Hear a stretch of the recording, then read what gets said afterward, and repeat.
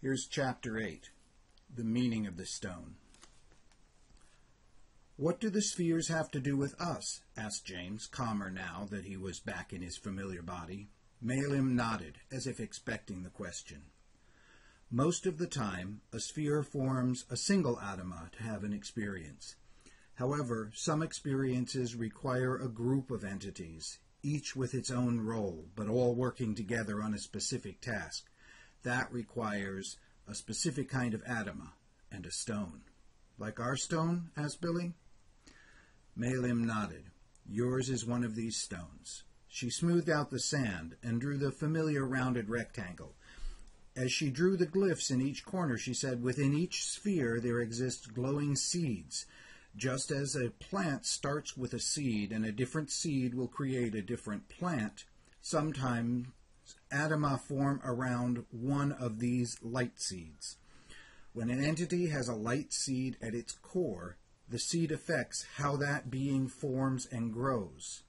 The seed shapes the being and gives special powers." "Do you have a seed at your core?" asked Rory. "I do not. Seed bearers are very rare. We call them sodrol. They only form when a sphere has decided that a very specific experience would be useful. Then, from the sphere, a stone is created. The stone attracts the seeds that are needed. Around the seeds, the sodrol form. The stone represents a specific task. The hole represents the sphere which decided to initiate that adventure. The carvings on your stone indicate the types of seeds needed. Each seed will be at the core of a sodrol, the entity formed with the special powers of that seed." James opened his mouth, but Mealim explained before he asked. "If you want to build a table, you need a saw, a measuring tool, a hammer, and nails. A wrench won't help.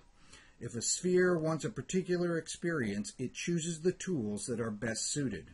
She continued, "This stone calls to a specific group of sodrol and can only be used by them." "Like the combination of a lock?" asked Rory. She smiled. "A combination is a good description. To use the stone, the sodrol must learn the combination to activate it. Each sodrol has a different seed at their core and can only unlock one part of the combination.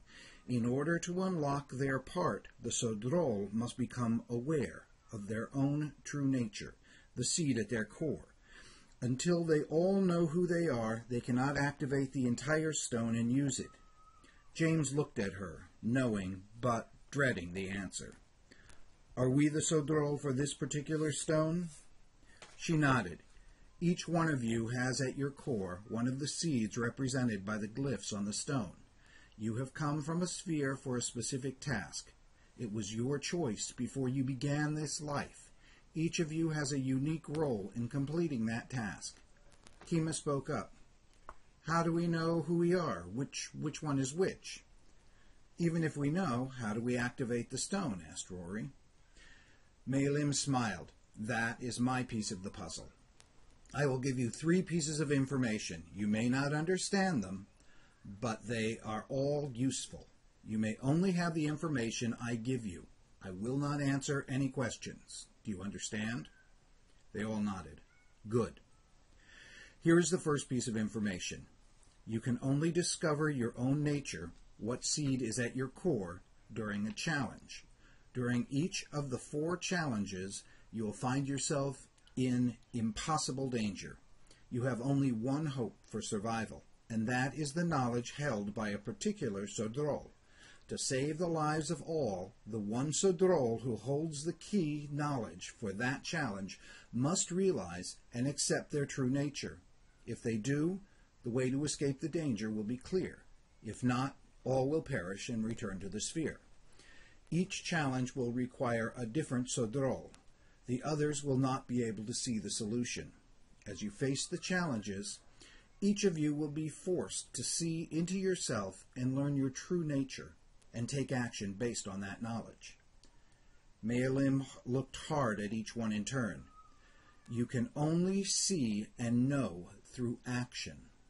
That is why I forced you to experience your true form and did not try to explain. You cannot learn your seed by analyzing. When your mind tries to explain, it puts a wall between what is and you. You cannot know by thinking. You must experience and act to truly know. That is the purpose of the challenge, to force each one to act and so to know. But if we don't figure it out, we die, asked James. You will cease to be. This experience will end. James opened his mouth to protest, but she stopped him. I will not argue or discuss. Time is short now, and if you argue, you will not have the information you need to survive. James looked sick, but he kept quiet. Second, by surviving the challenge, the particular Sodrol will know who they are. That one will also intuitively know how to activate their corner of the stone. Panic was growing in Rory's chest. He realized that this was not just some field trip.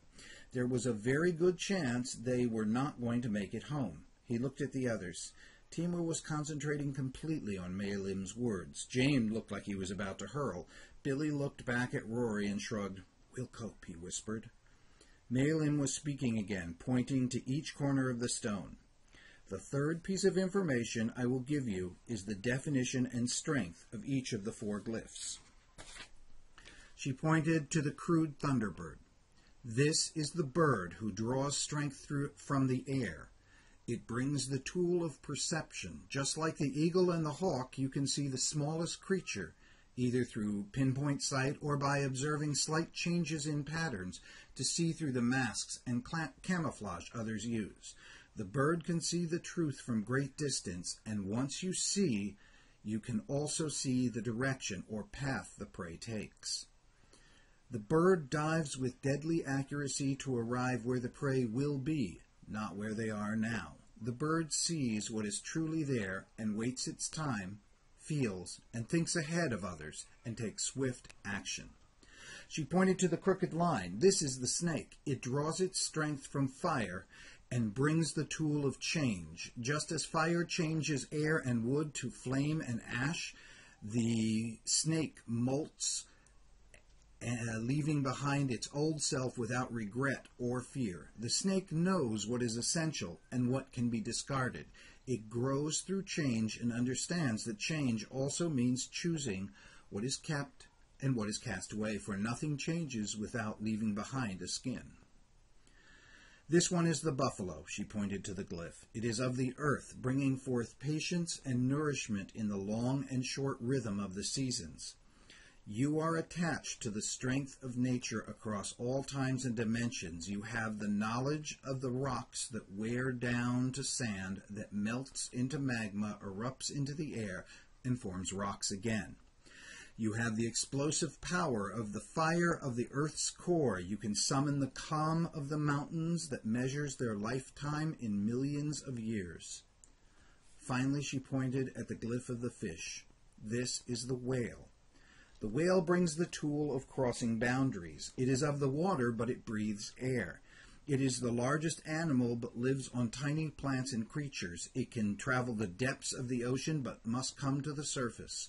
The whale appreciates the essence of each of the other Sodrol and can see through their eyes. You can cross and combine the viewpoints to see a new direction and solution in the most impossible times. Mealim stood and nodded. This is all I have to teach you. Your challenge is before you. Farewell.